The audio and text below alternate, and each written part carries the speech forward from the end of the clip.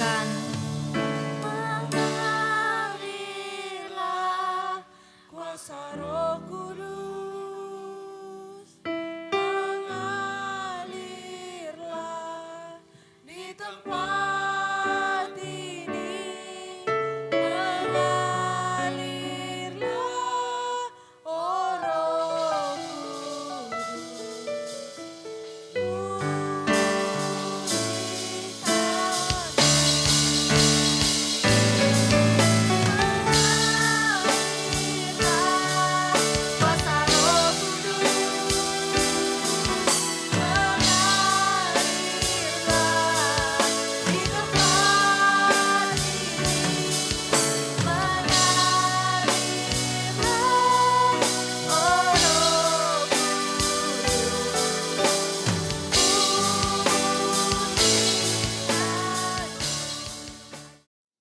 Salam sejahtera kekasih Kristus, dimanapun kita berada hari ini oleh anugerah Tuhan. Saya selalu katakan bahwa kasih Tuhan Yesus Kristus, kesetiaan Tuhan Yesus Kristus selalu sama kemarin, hari ini, dan sampai Maranatha dia datang kedua kalinya. Kita masuk di bulan yang baru, di bulan Mei 2024. Kiranya bulan yang baru merupakan tempat di mana anugerah yang baru, berkat yang baru, kasih setia yang senantiasa baru, rahmat yang senantiasa baru boleh mengalir bagi saya dan saudara dimanapun kita berada.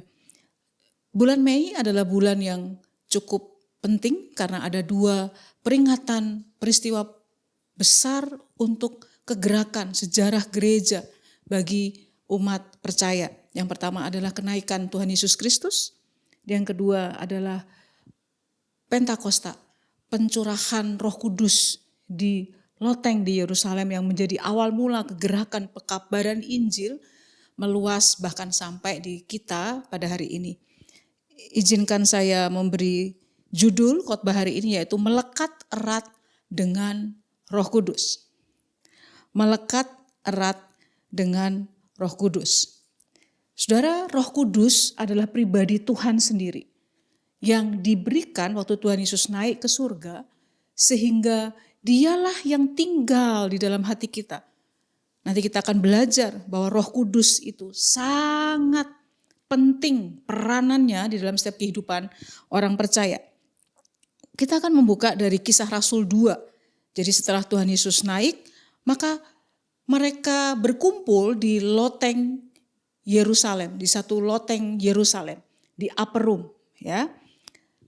Ayat yang pertama dikatakan, dari Kisah Rasul 2, ketika tiba hari Pentakosta, semua orang percaya berkumpul di satu tempat. Jadi mereka ada di satu tempat di loteng Yerusalem bersama-sama untuk menantikan janji penolong yang akan dikirimkan bagi mereka setelah Tuhan Yesus Kristus naik ke surga. Roh Kudus adalah Tuhan sendiri, ya. Dalam terjemahan King James Version dikatakan, ketika hari Pentakosta datang, they were all with one accord in one place.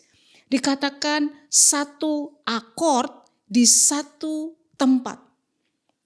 Akord itu bermakna keselarasan, harmoni. Ya, chord, nada dasar bersama dalam bermusik. Waktu kita bermusik, waktu kita bermain musik, alatnya bisa beda-beda.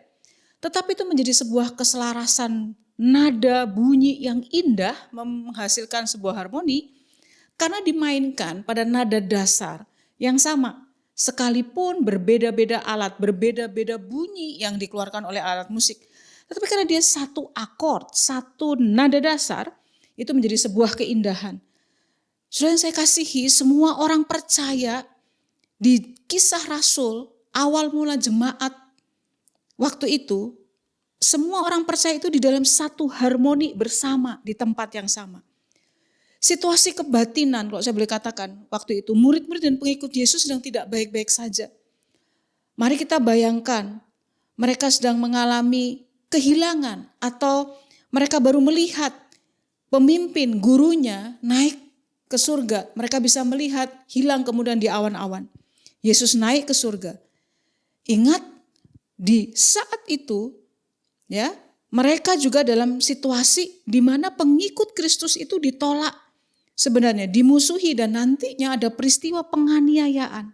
Saya mau katakan, di semua situasi yang sulit, di semua kondisi yang sulit, apakah gereja Tuhan, umat Tuhan, kekasih-kekasih di Arauna, kita tetap memilih one accord in one place. Lawatan kuasa Roh Kudus dimulai didasari oleh keselarasan, kesatuan, kesepakatan di satu tempat bersama-sama. Justru di masa yang tidak mudah, di masa yang sulit, pencurahan Roh Kudus ditandai oleh keselarasan, kesatuan hati, kesepakatan di dalam satu nada, yaitu ketaatan kepada Kristus Yesus. Yang percaya katakan amin. Oleh sebab itu, murid-murid dan pengikut Kristus waktu itu benar-benar mereka ada di dalam satu kesatuan menantikan janji penolong itu. Dan apa hasilnya atau apa dampak dari one accord in one place? Satu akord di satu tempat, kesepakatan, satu hati bersama-sama. Yang pertama, saudara bisa baca di Kisah Rasul 2 ayat 46-47. Yaitu mereka bertekun dan sehati. Ini ciri jemaat mula-mula, saudara. Gaya hidup jemaat mula-mula yang dikerjakan tiap hari dan waktu saat mereka berkumpul di Bait Allah. Mereka bertekun. Mereka tidak up and down. Mereka tidak moody, tapi dikatakan bertekun, persistence. Dan juga mereka sehati. Mereka sepakat bersama-sama. Ciri yang kedua dari jemaat mula-mula yaitu mereka gembira. Hasil di mana ada Roh Kudus, di mana ada kehadiran Tuhan, pasti ada sukacita. Saya sarankan saudara mendengar khotbah saya yang lalu tentang sukacita. Sukacita itu adalah buah Roh Kudus yang gak bisa dipalsukan. Orang tertarik kepada jemaat mula-mula karena ada sukacita, ada kegembiraan bahkan di masa-masa di situasi yang sulit. Dan juga mereka adalah orang yang tulus hati. Gembira dan tulus hati sebagai akibatnya. Mereka memiliki hati yang penuh sukacita dan dikuasai ketulusan. Katakan sama-sama ketulusan. Tulus artinya sama. Dimanapun dengan siapapun kita bertemu sama. Itu tulus, saudara. Tidak ada agenda-agenda tersembunyi. Itulah jemaat mula-mula. Ciri yang berikutnya yang ditulis oleh Kisah Rasul 2 ayat 46 dan 47. Setelah mereka dipenuhi Roh Kudus. Disukai semua orang. Dan oleh sebab itu akibatnya tiap hari Tuhan menambah jumlah mereka.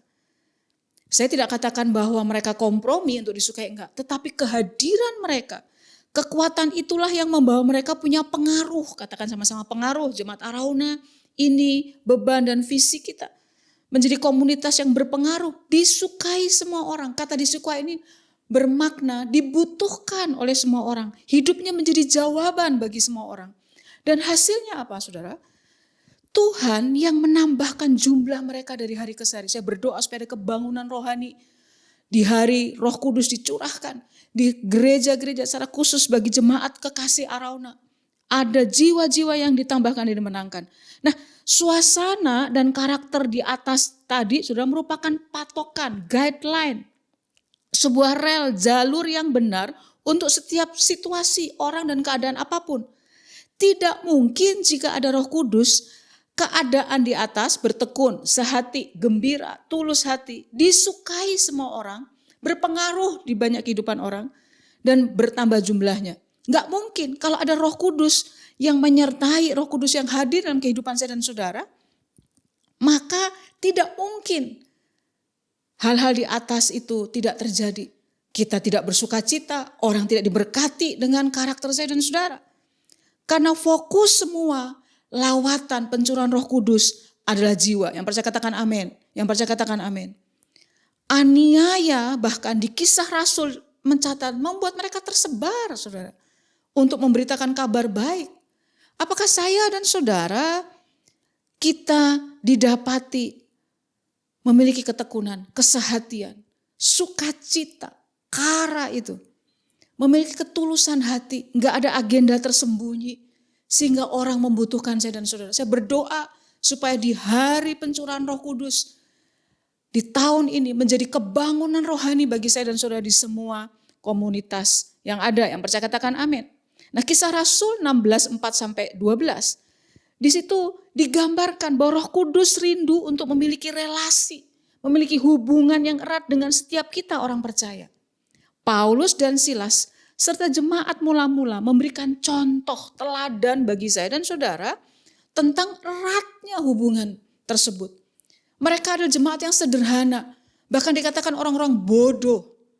Tapi waktu mereka dipenuhi oleh Roh Kudus, bukan hanya mereka ditandai dengan bahasa yang baru, bahasa dari bangsa-bangsa lain, tapi mereka dikenal menjadi orang punya pengaruh. Saudara, jemaat mula-mula menjadi teladan dan Paulus dan Silas menjadi teladan. Mereka memiliki hubungan yang erat dengan Roh Kudus. Sederhana, enggak canggih, enggak hebat mungkin dari pemandangan manusia. Tapi kehadiran Roh Kudus membuat mereka punya pengaruh, influence yang besar di lokasi, di area di mana mereka ada. Nah, saya mau katakan Roh Kudus itu lembut dan tidak pernah memaksa. Jika Roh Kudus ditolak, saya katakan seperti ini, dia akan mundur diam-diam, meninggalkan tanpa terasa. Di Perjanjian Lama kita tahu ada Raja Saul, dia dipilih Tuhan. Di Perjanjian Baru ada Ananias dan Safira, melakukan kejahatan dan Roh Kudus tidak ada tentunya dalam kehidupan mereka. Saya mau katakan seperti ini, Roh Kudus saat dia masuk menguasai hidup kita, maka kita tahu, kita bisa rasakan. Tetapi bahayanya, seremnya saudara, adalah saat dia meninggalkan saya dan saudara, itu ngeri. Kenapa? Karena gak ketahuan. Saul tidak tahu bahwa kehadiran, pengurapan Roh Kudus sudah meninggalkan hidupnya. Kiranya Tuhan menolong saya dan saudara untuk memelihara kehadiran Roh Kudus di dalam kehidupan setiap kita. Yang percaya katakan amin. Nah, saudara, tanda bahwa seseorang melekat erat dengan Roh Kudus itu apa saja dari kisah Paulus dan Silas, ya. Ada tanda-tanda banyak, tapi ada beberapa dari pembacaan nats kita, tanda bahwa seseorang itu melekat dengan Roh Kudus. Yang pertama, orang yang melekat erat dan Roh Kudus menjadi pribadi yang sepakat. Katakan sama-sama sepakat. One accord, ya, sepakat. Dengan tim pelayanan, kalau itu di pelayanan, saudara, ya. Ini tentunya berbicara dalam pelayanan gereja, jemaat lokal. Kisah Rasul 6 ayat 4 secara khusus kita akan baca ini bersama-sama. Dalam perjalanan keliling dari kota ke kota, Paulus dan Silas menyampaikan keputusan-keputusan yang diambil para rasul dan para penatua di Yerusalem dengan pesan supaya jemaat-jemaat menurutinya. Ayat 5. Demikianlah jemaat-jemaat diteguhkan dalam iman dan makin lama makin bertambah besar jumlahnya. Diulang lagi kalimat ini, saudara. Dikatakan Paulus dan Silas itu memberikan keteladanan tentang kesepakatan. Saya ulang lagi, kata kesepakatan. Mereka berjalan berkeliling, bahkan Paulus itu menghabiskan mungkin setengah atau 2/3 dari kehidupannya untuk dari kota ke kota, berjalan kaki, naik kapal, mengalami aniaya. Nah, Paulus dan Silas dalam kisah Rasul 16 tadi, mereka berjalan berkeliling untuk menyampaikan keputusan para pemimpin di Yerusalem. Satu kata dan satu perbuatan, tidak berbeda di depan dan di belakang. Integritasnya terjaga, ketulusannya terjaga. Mereka sepakat dengan timnya. Sehingga apa dikatakan? Jemaat, orang-orang yang ditemui, jemaat-jemaat Kristus itu diteguhkan dalam iman. Dan makin lama makin bertambah besar jumlahnya. Kita bisa melihat salah satu ciri waktu kita bertemu dengan seseorang. Apakah saya dan saudara semakin diteguhkan imannya atau semakin kita lemah setelah ketemu dengan seseorang? Lewat perkataan, lewat pikiran dan perbuatannya. Tapi jika saya dan saudara mau sepakat seperti Paulus dan Silas, ya, memberikan keteladanan, maka Tuhan akan pakai. Setiap kita berbicara, bertindak, berpikir, seperti tadi yang ayat Alkitab katakan, orang diteguhkan dalam iman. Ya, keputusan para rasul dan penatua, pemimpin, ya, itu maksudnya pemimpin disampaikan sama dan sepakat. Catat saudara, bersama bergerak dan bergerak bersama. Itulah jemaat mula-mula. Sebenarnya saudara, di Antioquia lah baru para murid dan pengikutnya itu disebut pengikut Kristus. Muncullah kata Kristen. Kristen itu pengikut Kristus. Dan waktu itu sebutannya itu adalah sebutan sebuah bulian, saudara, sebutan hinaan sebenarnya. Tetapi dampaknya bukan namanya, bukan performanya, tapi dampaknya orang umum melihat, merasakan dan tahu siapa mereka. Saudara, saya berdoa supaya di bangsa ini, di kota di mana kita ada, orang bisa merasakan saya dan saudara. Pengaruhnya dirasakan. Sama saudara, ini sebagai intermezzo, sebuah ilustrasi. Jika seorang anak itu memiliki orang tua, saudara, yang sangat sepakat dengan gereja lokal di mana dia ada. Saya seringkali melihat, maka anak-anak itu akan semangat. Anak-anak itu akan sangat antusias di jemaat lokalnya dengan ketemu dengan pemimpinnya atau om gembala atau tante guru sekolah minggu. Kenapa saudara? Karena kehadiran orang tua itu seperti Paulus dan Silas meneguhkan dalam iman. Apakah saya dan saudara dalam pikiran, perkataan, perbuatan kita meneguhkan anak-anak kita, anggota keluarga kita di kantor, di profesi kita supaya mereka tertarik untuk datang kepada Yesus karena kuasa Roh Kudus yang kita bagikan. Yang percaya katakan amin. Amin saudara. Nah itulah yang terjadi. Jemaat diteguhkan imannya saudara. Saudara, terkadang muncul godaan dalam pelayanan. Untuk apa? Memiliki agenda sendiri. Mau terlihat menonjol, mengesampingkan tim dan tindakan-tindakan egois lainnya. Pasti itu juga merupakan godaan yang Paulus, Silas dan seluruh umat Tuhan di jemaat mula-mula. Tetapi mereka yang melekat erat dengan Roh Kudus akan membangun kesepakatan. Katakan sama-sama membangun kesepakatan. 2, 3. Membangun kesepakatan dengan rekan sekerja. Membangun kesepakatan di dalam keluarga. Membangun kesepakatan di lingkungan profesi pekerjaan. Saya dan saudara. Kenapa? Karena di dalam kesepakatan, perhatikan ini penting sih, catat baik-baik saudara. Tuhan bekerja dan mengabulkan setiap permohonan, permintaan doa kita. Matius 18 ayat 19 dan 20, mari kita baca sama-sama. 2, 3.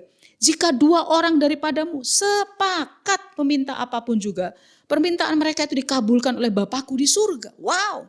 Ayat 20, sebab kenapa kalau 2-3 orang sepakat itu permintaannya, doanya dikabulkan? Sebab di mana 2 atau 3 orang berkumpul dalam namaku, di situ aku, yaitu Kristus Yesus, ada di tengah-tengah mereka. Di mana 2-3 orang arauna memuji menyembah Tuhan, menaburkan keteladanan yang menguatkan iman, maka Allah hadir.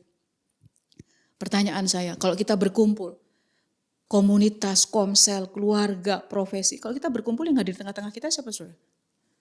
Tuhan, Roh Kudus, Kristus Yesus sendiri, atau iblis? Lihat pikiran, perkataan, perbuatan kita yang tidak meneguhkan iman. Amin, saudara, saya berdoa hari ini, dimanapun kau ada. Engkau ada di sebuah komunitas, engkau ada di sebuah lingkungan yang saling meneguhkan iman. Yang percaya katakan amin. Kenapa saudara? Sejak Menara Babel, kekuatan kesepakatan itu merupakan kekuatan yang hebat. Di Kejadian 11 katakan bahwa sejak hari itu apa saja yang mereka rencanakan berhasil. Karena sejak hari itu apa saja yang disepakati pasti berhasil. Oleh sebab itu saudara, iblis selalu dan terus-menerus akan mengacaukan kesepakatan. Dia gak perlu bikin yang lain, tapi kesepakatannya dikacaukan. Lucifer karena mengubah kesepakatan di surga. Dia meninggikan dirinya. Karena iblis tahu begitu kesepakatan dihancurkan, maka semua akan hancur. Kesepakatan di pernikahan dihancurkan, hancur pernikahan. Kesepakatan di keluarga dihancurkan, hancur keluarga. Kesepakatan di gereja dihancurkan, hancur gereja. Kesepakatan di kantor, di profesi, hancur. Kenapa? Karena kesepakatan, one accord itu penting. Karena dari kesepakatan muncullah sebuah alunan harmoni musik yang indah. Yaitu apa saudara? Kehidupan saya dan saudara dipakai untuk memuliakan Tuhan. Pertanyaan saya, apakah saya dan saudara dimanapun berada membawa kesepakatan atau perpecahan? Saya berdoa kiranya Tuhan menolong kita membawa itu. Nah kedua, ciri atau tanda orang yang erat lekat dengan Roh Kudus, peka dengan tuntunan Tuhan. di ayat 6 dan 10. Ada frasa kalimat penting ini yaitu Roh Kudus mencegah mereka di ayat 6. Di ayat 7 dikatakan Roh Yesus tidak mengizinkan mereka. Paulus dan Silas mengubah total agenda mereka. Mereka tidak menentang larangan Roh Kudus tersebut. Tidak ada perbantahan, tidak ada negosiasi atau syarat. Mereka total taat dan sebagai akibatnya justru pintu pemberitaan Injil itu terbuka di Eropa. Makedonia itu adalah Eropa sekarang itu, saudara. Sehingga kemudian turun ke daerah Asia, Indonesia di benua Asia, itu sampailah kabar keselamatan bagi saya dan saudara. Kalau mereka nggak taat, lewat penglihatan tuntunan untuk harus ke Makedonia lebih dulu, tentunya akan ada kekacauan, akan ada hal-hal yang tidak benar di dalam betul rencana Tuhan. Bagaimana respon dan suasana hati saya dan saudara saat mengalami apa? Penundaan, mengalami perubahan, bahkan mengalami penolakan yang model kayak Paulus Silas. Nggak boleh ke situ, ke sana dulu. Respon kita mengalami penundaan, perubahan, dan bahkan penolakan itu yang akan menentukan kepekaan dan kedekatan kita dengan Roh Kudus. Kita punya kerelaan untuk menunggu persetujuan Tuhan, pemimpin di keluarga kita. Jika kehendak Tuhan sudah dalam pengalaman pribadi, maka Tuhan bahkan bisa membuka jalan dan mujizat serta mengubah hati seseorang. Apalagi mereka yang rohani. Karena yang gak rohani pun seringkali Tuhan bisa mengubah arah hatinya, saudara. Amin, saudara. Saya tergerak untuk berdoa. Buat saudara yang hari ini, engkau menghadapi tantangan buntu, kok gak bisa jalan. Izinkan penundaan, izinkan perubahan, izinkan penolakan itu menjadi arahan. Ya, rejection menjadi redirection. Penolakan menjadi pengarahan untuk perkara-perkara besar. Tuhan kerjakan buat hidupmu. Minta kekuatan Tuhan. Mungkin kau seorang istri, suami, atau seorang profesional, kau sedang menghadapi itu. Saya berdoa di tempat ini. Supaya tuntunan Roh Kudus turun. Membuat engkau menemukan arah yang jelas dan penuh dengan berkat Tuhan. Yang percaya katakan amin. Sudah tuntunan Tuhan berikutnya dinyatakan oleh penglihatan di ayat ke-9. Tentang orang Makedonia yang meminta pertolongan. Kalau sudah lihat peta di depan saudara, maka dia dari Asia itu, dia langsung ke Makedonia, itu Paulus. Mereka yaitu Paulus dan Silas, mereka menarik kesimpulan bahwa Allah memanggil mereka untuk memberitakan Injil di tanah itu dulu. Saya mau katakan saudara, ini hanya bisa terjadi karena ada kepekaan dan hubungan yang dekat dengan Roh Kudus. Mungkin kau sedang dibelokkan, saya sedang dibelokkan. Tapi kalau engkau dekat dengan Roh Kudus, dia bisa mengarahkan. Dan kau menemui hal-hal besar yang kau gak pernah pikirkan. Amin, saudara. Tuntunan Roh Kudus itu bukan hanya berlaku untuk pelayanan secara rohani saja loh. Tetapi guidance, tuntunan arah Roh Kudus itu berlaku dan terjadi bagi semua area kehidupan bagi setiap orang yang mau dan taat untuk dibimbing. Pilihan saudara, siapa yang mau? Seringkali mungkin kita gak enak waktu dituntun oleh Roh Kudus. Kita dekat. Bagaimana saudara, saya mau katakan, bagaimana kita bisa dituntun oleh gak kelihatan Roh Kudus? Kalau dengan yang kelihatan kita sulit, keras hati, dan sulit untuk dibimbing. Salah satu tools untuk kita dituntun oleh Roh Kudus, kita mudah dituntun oleh yang gak kelihatan. Kita gak mungkin bisa dituntun oleh yang gak kelihatan, kalau yang kelihatan saja kita gak bisa untuk dituntun. Kita ada di bawah mungkin kepemimpinan di sebuah lingkungan rohani, sebuah pekerjaan dan profesi, di keluarga. Saya berdoa supaya kita memiliki kelembutan hati untuk dituntun oleh Roh Kudus. Ciri atau orang yang dekat, merekat erat dengan Roh Kudus yang ketiga adalah taat kepada kehendak Tuhan. Katakan sama-sama yang ketiga harus dibaca bersama-sama. 2, 3. Taat kepada kehendak Tuhan. Ayat 11. Ditulis bahwa mereka bertolak ke Troas dan langsung. Ya, di ayat 12 di situ dikatakan kami ke Filipi, kota pertama di bagian Makedonia.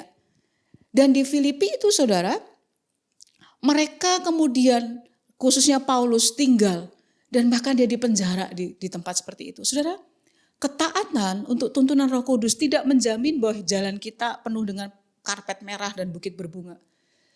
Tetapi saudara, lewat hal-hal itu tuntunan Roh Kudus, kedekatan kita dengan Roh Kudus itu akan membawa kita kepada sebuah kehendak Tuhan yang sempurna. Mungkin itu nggak nyaman.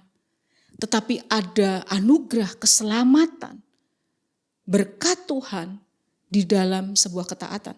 Nah, ayat-ayat yang kita baca tadi menunjukkan bahwa mereka yang semula memiliki rencana memberitakan Injil di Asia dulu, gitu loh. Di ayat 6. Paulus dan Silas rela berubah karena petunjuk Tuhan, petunjuk Roh Kudus. Saudara yang saya kasihi, apakah saya dan saudara kita rela diubah dan melepas agenda kita untuk mengikuti agenda dan rencana Tuhan? Meskipun rencana agenda kita baik seperti Paulus dan Silas, mereka berencana memberitakan Injil yang pertama di Asia dulu. Tetapi kehendak dan rencana Tuhan pasti lebih baik. Ada yang berkata amin dimanapun saudara ada? Amin saudara, saya ulang. Meskipun rencana saya dan saudara seringkali itu bukan gak bagus. Agenda kita bagus, persiapan kita bagus. Tetapi kehendak dan rencana Tuhan pasti lebih baik. Kekasih Kristus, mereka yang melekat erat dengan Roh Kudus bersedia mengorbankan agenda pribadi untuk kepentingan Roh Kudus. Serta bersedia, mari kita baca kata-kata di depan saudara, mulai dari kata serta, 2, 3. Serta bersedia berjalan dalam ketaatan kepadanya. Saya menulis satu kata-kata hikmat. Relakah saya dan saudara melepas yang baik untuk mendapatkan yang terbaik dari Tuhan? Saya ambil sebuah contoh, ya. Si A sudah menikah sama si B. Si A punya mantan si C. Waktu dia nggak move on, saudara, sekalipun dia sudah bersama-sama dengan si B, dia akan paksa si B itu untuk jadi seperti si C. Dia nggak melepas agenda lamanya. Dia nggak melepaskan yang baik. Padahal yang di depannya ini pasangan terbaik yang Tuhan beri. Apa yang terjadi, saudara? Kekacauan, luka, dan pada akhirnya kalau itu tidak diperbaiki, akan terjadi perpisahan, akan terjadi kerusakan. Kenapa, saudara? Begitu juga kita dengan Tuhan. Apakah saya dan saudara rela meninggalkan hal-hal yang di masa lalu? Rasul Paulus katakan bahwa kehebatannya dia di masa lalu, ya, sebagai Sanhedrin, sebagai orang yang hebat itu dianggap sampah. Keberhasilan saya dan saudara pun itu sudah masa lalu. Relakah saya dan saudara melepas yang baik untuk mendapatkan yang terbaik dari Tuhan? Saya berdoa Tuhan menolong saya dan saudara. Ada banyak orang kehilangan hal-hal yang mulia. Dia ada di sebuah tempat, dia ada di sebuah pernikahan, dia ada di sebuah komunitas, dia ada di sebuah profesi. Tapi dia masih mengingat hal-hal sampah atau bahkan keberhasilan, kesuksesan di masa lalu. Dipelihara terus. Itu menjadi sebuah selubung. Dia gak bisa lihat rencana Tuhan, perkara-perkara ajaib yang Tuhan kerjakan. Saya berdoa kepadamu, dimanapun kau ada. Kalau engkau masih berpikir, aduh cobanya saya dulu begini, itu gak saya lepas. Hey, itu sudah lalu, even itu keberhasilan. Lepaskan yang baik. Karena ada yang terbaik yang Tuhan berikan. Taat kepada Roh Kudus. Saya sampai di akhir khotbah saya hari ini. Saya menerjemahkan dari Yohanes 14 ayat yang ke-26 terjemahan Amplified Bible. Mengapa Paulus dan Silas, mengapa jemaat mula-mula begitu kuat, begitu dahsyat, begitu pertambahannya luar biasa, saudara. Karena mereka punya Roh Kudus. Saudara, hari ini mari sepakat one accord in one place. Siapapun dan dimanapun kau ada. Di masa sesulit apapun, dalam kondisi apapun yang kau hadapi. One accord in one place. Satu nada. Bersama dengan surga, bersama dengan Roh Kudus. Kenapa Roh Kudus begitu melekat erat di jemaat mula-mula, di dalam kehidupan Paulus dan Silas yang dituliskan dalam Kisah Rasul 16. Yohanes 14 ayat 26 menjadi nats kita di bulan Mei. Tetapi penolong, kata penolong itu saudara, punya fungsi. Jadi Roh Kudus itu menghibur. Dia advokat, pembela. Dia seorang intercessor, dia seorang pendoa saya dan saudara. Wow, saya dan saudara didoakan oleh Roh Kudus. Dia konselor, membimbing, menguatkan. Dia standby. Saudara tahu apa kata arti standby? Ya, standby 24 jam. Kalau kita lihat tulisan itu ya, di pemadam kebakaran atau di klinik rumah sakit. Artinya siap sedia, kapan saja datang pasien, kapan saja ada kecelakaan dan sakit, begitu datang ada yang merawat. Saudara, tahukah Roh Kudus dikatakan penolong? Karena dia tersedia. Dia ada bagi saya dan saudara. Saudara, dalam keadaan yang terberat sekalipun, He always stand by for me and for you. Roh Kudus dikirim oleh Bapa di dalam nama Yesus Kristus yang akan mengajar. Jadi dia menolong, di dalamnya ada penghiburan, pembelaan, kekuatan. Disebut penolong, yang apa saudara? Dia akan mengajar segala sesuatu. Yang ketiga, dia mengingatkan semua perkataan firman Kristus. Saudara, di masa-masa yang tidak mudah, di masa-masa yang butuh banyak tuntunan, seringkali saya mengalami hal ini. Roh Kudus ajar saya untuk mengambil keputusan. Roh Kudus bekerja mengingatkan setiap firman supaya saya enggak salah langkah. Saudara, di bulan pencurahan Roh Kudus ini, berapa banyak engkau yang rindu untuk dipenuhi Roh Kudus? Salah satunya ditandai dengan bahasa lidah, bahasa yang baru. Yang hanya engkau dan Tuhan. Bahasa roh tetap bekerja sampai hari ini. Tapi lebih dari itu saudara, rindukah engkau melekat erat dengan Roh Kudus? Mari kita berdoa. Mari persiapkan hati saudara untuk menyambut firman Tuhan, dan setelah itu kita akan mengambil tubuh dan darah Yesus lewat perjamuan kudus. Bapa di surga, Bapamu sudah selesai berbicara, firman-Mu menjadi pedang bermata dua. Tembusi setiap kami. Kami butuh Engkau Roh Kudus. Bukan hanya karunia dan manifestasi dari kehadiran-Mu. Tapi kami mau seperti jemaat mula-mula, Paulus dan Silas, kami melekat erat dengan Roh Kudus. Sehingga kami bisa sepakat. Kami bisa ada di dalam sebuah kesatuan. Kami hidup menurut kehendak Tuhan.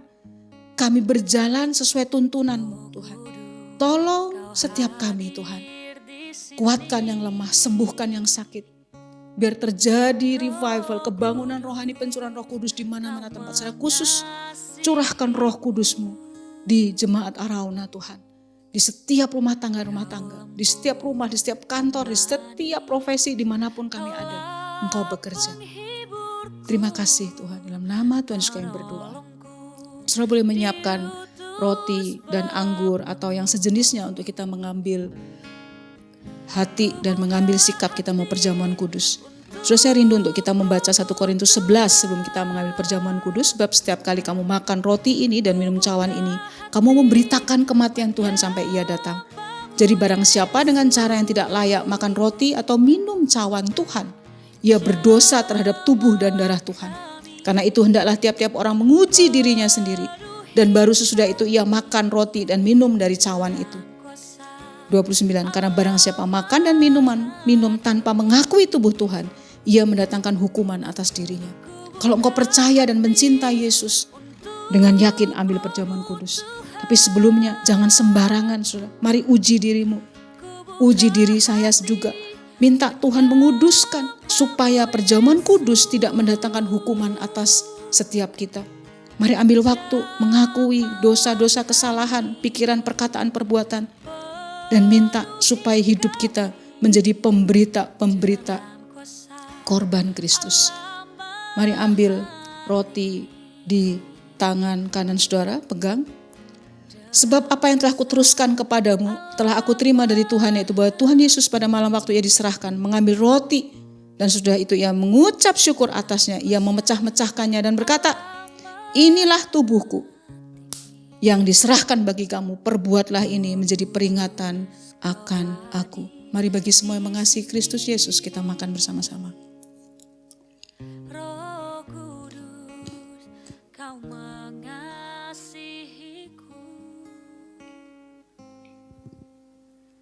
Kau lembut, Kau Dengan tetap di hadirat Tuhan, mari kita angkat cawan yang berisi anggur atau minuman sejenis yang menjadi lambang dari darah Kristus. Demikian juga Yesus mengambil cawan sudah makan, lalu berkata, cawan ini adalah perjanjian baru yang dimeteraikan oleh darahku. Perbuatlah ini setiap kali kamu meminumnya menjadi peringatan akan aku. Di dalam nama Tuhan Yesus Kristus, mari kita sepakat bersama-sama meminumnya. Mari kita sembah Tuhan beberapa saat, saudara. Kami sembah Engkau Tuhan, kami tinggikan Engkau. Terima kasih untuk tubuh dan darah-Mu Tuhan. Bapa di surga, hamba mau mengangkat tangan. Engkau menurunkan kasih dan karunia-Mu atas kami. Kami mengucap syukur untuk bulan yang baru, anugerah yang baru, berkat yang baru. Berkati bangsa dan negara kami, kota di mana kami ada, supaya menjadi bangsa yang takut akan Tuhan, Indonesia Raya. Berkati setiap saudara kami, setiap rumah tangga, keluarga, setiap pribadi, kami menjadi saksi dimanapun kami ada. Love God, love people. Kami bersyukur untuk hari ini, teguhkan, meteraikan kebenaran firman-Mu. Terjadi kebangunan rohani di mana-mana tempat Tuhan. Terima kasih. Kami mengucap syukur atas firman-Mu, atas hari ini Tuhan. Kasih Tuhan, mari angkat kedua belah tangan-Mu dan terima berkat, kiranya berkat dari Bapa, Allah Bapa, penyertaan dari Tuhan Yesus Kristus dan penghiburan dari Roh Kudus menyertai saya dan saudara mulai hari ini sampai Maranatha Tuhan Yesus datang kedua kalinya. Sekali percaya Yesus, tetap percaya Yesus. Dalam nama Tuhan Yesus Kristus kita bersama-sama katakan amin. Tuhan memberkati. Penuhi kami dengan kuasa Allah Maha Tinggi, dengan kuasa Allah Maha Tinggi, dengan kuasa